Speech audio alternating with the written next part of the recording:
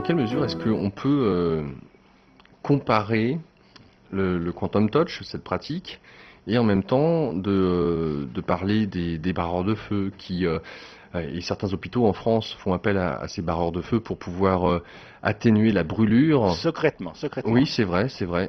Cependant, il est vrai qu'il y a un film qui en parle, qui se trouve chez Jupiter Film. Mais au-delà de ça, de constater en tout cas que ça marche à distance. Le barreur de feu n'a par exemple pas besoin de... alors peut-être le nom de la personne, enfin le prénom et une date de naissance, me semble-t-il, mais pas besoin de la voir, même pas en image, juste le pouvoir de la pensée a un impact direct sur le malade. Là aussi, donc en comparaison, le quantum touch, dans quelle mesure est-ce que elle marche comme les magnétiseurs ou les rebooteux dans le temps? Est-ce que c'est une pratique qui serait similaire, différente, remise au goût du jour par les États-Unis? Finalement, la distinction, la différence, ça serait quoi, si différence il y a? Eh bien, tout simplement, le vocabulaire, c'est tout. En France, on l'appelle le magnétisme. Au Japon, il y a plus d'1 milliard de personnes qui croient dans le chi, d'où le tai chi, le qigong, le riki, hein, c'est ri-chi. En fait, au Japon, il s'appelle ki. Le chi devient ki. Et en Inde, il s'appelle le prana. Et dans la Kabbalah juive, c'est le shefa, ça s'appelle.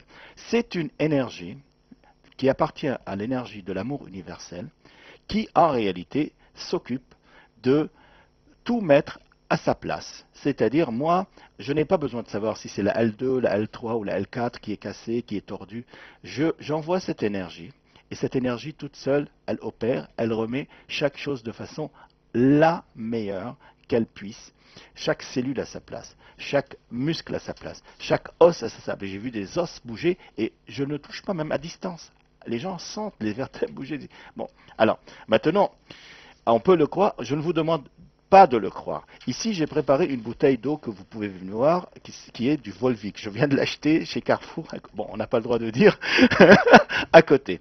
J'ai mis une intention. Cette intention, on va voir si ça va marcher. Mais avant, je vais compléter votre réponse. C'est... alors, comment ça se situe? Il y a des magnétiseurs qui viennent suivre le Quantum Touch. J'ai eu à mon dernier cours, j'avais 2 maîtres Reiki 4e niveau, c'est-à-dire c'est eux qui initient les gens au Reiki, qui étaient stupéfaits. Pourquoi stupéfaits? Parce que dans le Reiki, si vous voulez, quand on met la main, on envoie des symboles, ça prend beaucoup de temps. Là, c'est instantané. On voit les choses qui bougent. Et c'est une sorte de turbo-magnétisme, à travers une sorte de respiration que tout le monde apprend. Tout le monde apprend, c'est facile, il n'y a pas de problème. Une façon de respirer, une façon de projeter l'énergie, et ça marche. Donc, si vous voulez, c'est une sorte de turbomagnétisme. Ça, c'est la même chose que le Reiki, le magnétisme et les barreurs de feu, c'est la même chose. Alors, la question qui reste ici, c'est comment ça marche à distance. Moi, je fais des expériences entre Paris et New York. Paris, Ukraine, Paris, Israël, ça marche. Et on va le faire ici, que ce soit alors, sur quelle base, aujourd'hui, on peut le comprendre? Parce qu'avant, c'était farfelu, ça avait l'air d'être complètement fou. Revenons à notre ami Descartes, d'accord? Revenons à notre ami Descartes, on s'était arrêté dans la démonstration. J'espère que je ne suis pas en train de partir dans tous les sens, non? Non, c'est bon. C'est bon là, merci. Ok, donc revenons à notre ami Descartes. Au fait, lui, il a dit, au fait, Kant le critique en disant, mais qui est-ce qui constate la pensée? Bon, déjà, il a limité la conscience à la pensée, au mental, ce qui est vraiment une erreur phénoménale. Et en plus, qui est-ce qui constate la pensée? C'est lui. D'accord. Mais ce n'est pas une façon de parler. C'est que quand on prend par exemple les théories de la relativité ou les théories quantiques, eh bien, les savants quantiques, ils sont tous descendants de Kant, du philosophe Kant, c'est-à-dire ils se réunissaient au cercle de Copenhague, ça s'appelait le cercle de Copenhague, qui réunissait tous ces savants, et à partir de cette approche de la conscience, ils ont élaboré des théories extraordinaires. Qu'est-ce que ça veut dire? De façon très concrète, quand on vous dit que c'est dans la théorie quantique que une particule, elle est soit onde, soit particule matérielle, matière, vous dites, mais qu'est-ce que ça veut dire? Nous, on n'a pas ça dans les théories cartésiennes. Une onde, ça n'a pas d'existence sur le plan matériel. Et une matière, ça a une existence sur le plan du monde. Eh bien, dans la théorie quantique, ça marche parfaitement. On accepte et qu'est-ce qui fait qu'elle est matière ou qu'elle est onde? Si vous ne la regardez pas, alors regardez un petit peu comment c'est farfelu hein, chez les savants quantiques. Si vous ne regardez pas la particule, eh bien, c'est une onde. Si vous la regardez, elle devient matière. Elle devient un électron, elle devient un photon. Attends, mais ça n'a aucun sens pour nous.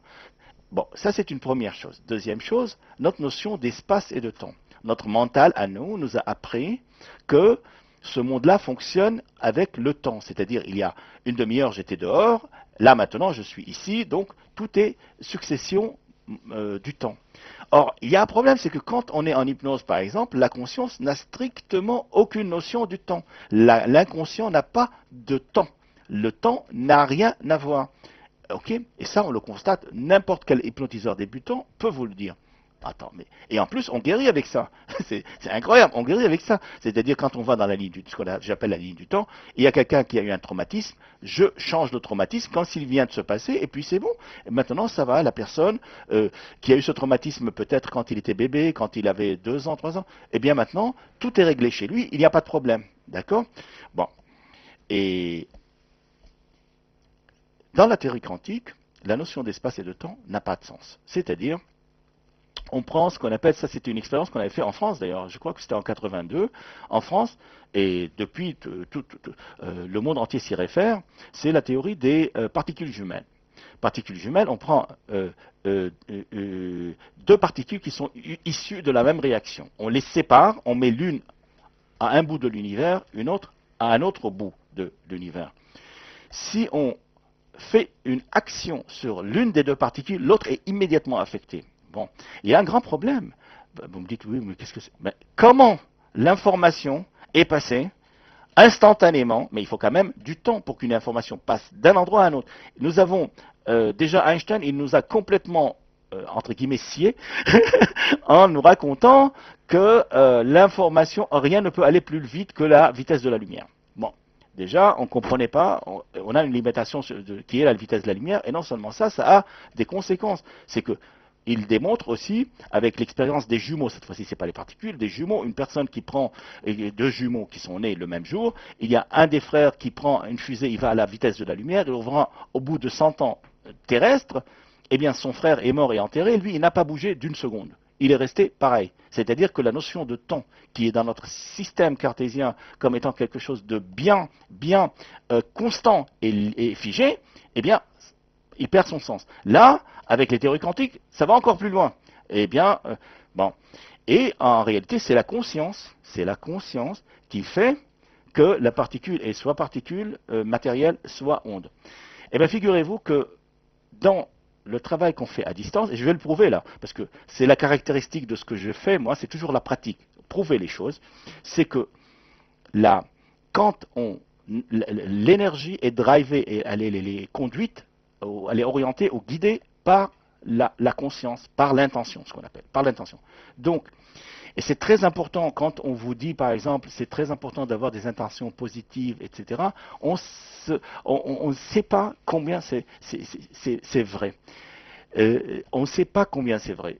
L'intention, elle est primordiale et elle influe. Et je veux vous faire peut-être, si vous me donnerez l'occasion, peut-être après, de vous faire une démonstration à laquelle vous pouvez tous assister. On aura l'occasion d'aborder cette expérience d'ici quelques instants. J'aimerais aussi savoir dans quelle mesure si l'intention, la conscience, l'idée qu'on se fait des choses finalement, des croyances dont vous parliez tout à l'heure, est tellement importante. Dans ce cas-là, si j'ai une pensée, on va dire, à connotation négative, que cette dernière donc me désaxe dans mon corps, perturbe mes corps émotionnels, énergétiques, mentaux et autres, enfin on a différents corps mais je ne vais pas les relater tous ici, et que on vient vous voir, vous réharmonisez, on va dire c'est le corps physique notamment avec le pouvoir de l'intention, comme un magnétiseur. Si je ne change pas mes pensées, toujours à connotation négative, je pars de chez vous, est-ce que ces pensées négatives que j'ai gardées ne vont pas avoir un impact à nouveau pour me déséquilibrer et me permettre à nouveau de constater, bah tiens, voilà, j'ai mal à tel endroit du corps, je n'ai pas les bienfaits que j'avais durant la séance ne sont plus.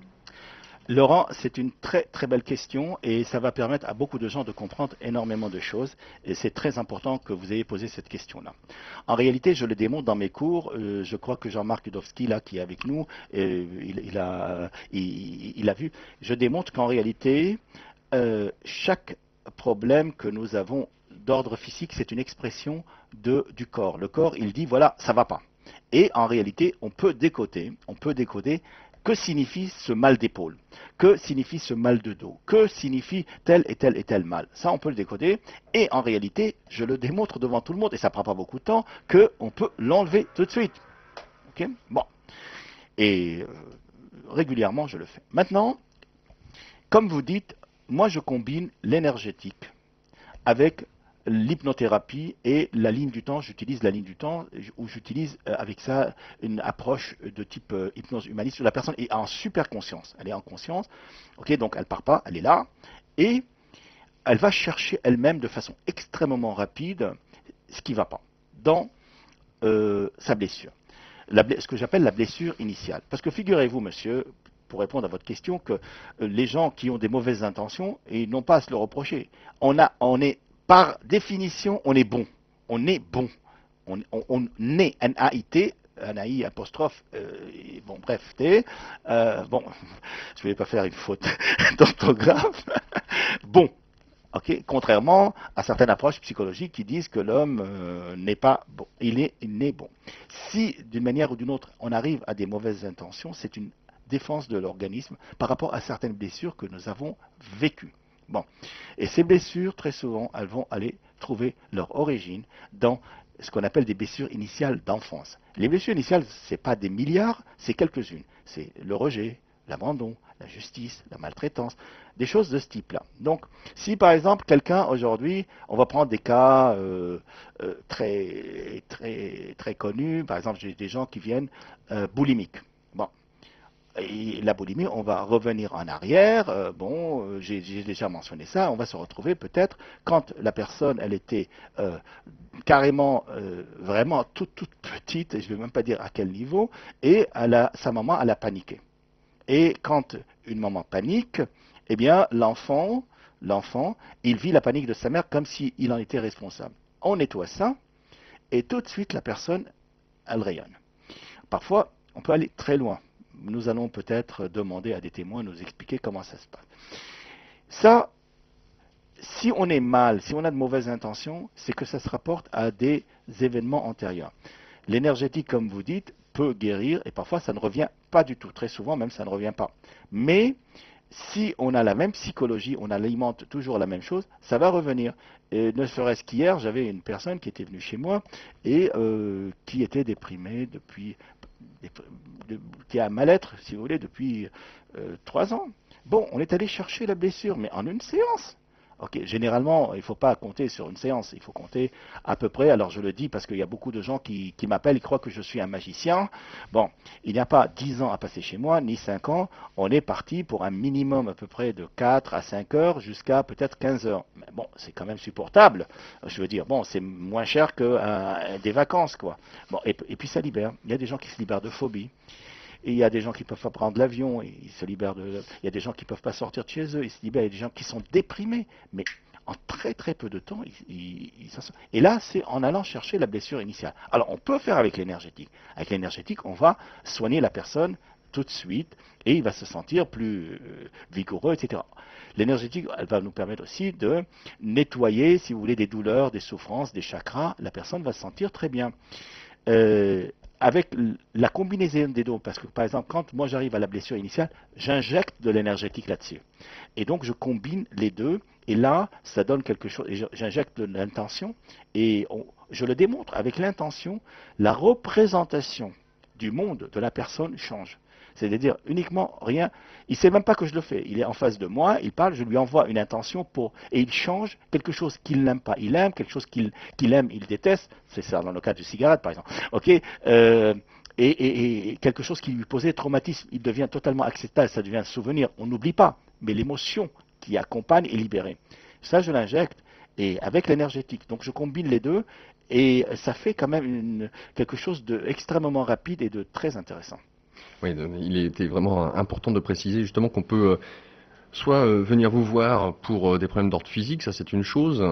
Si la personne repart, elle pourra effectivement avoir un soulagement et peut-être avoir à nouveau ce mal de dos, de vertèbres, d'omoplate, avec le temps qui passe, si cette dernière n'a pas peut-être changé sa manière de penser vis-à-vis d'elle-même ou d'un conflit qu'elle aurait dans sa vie au quotidien, personnel ou professionnel.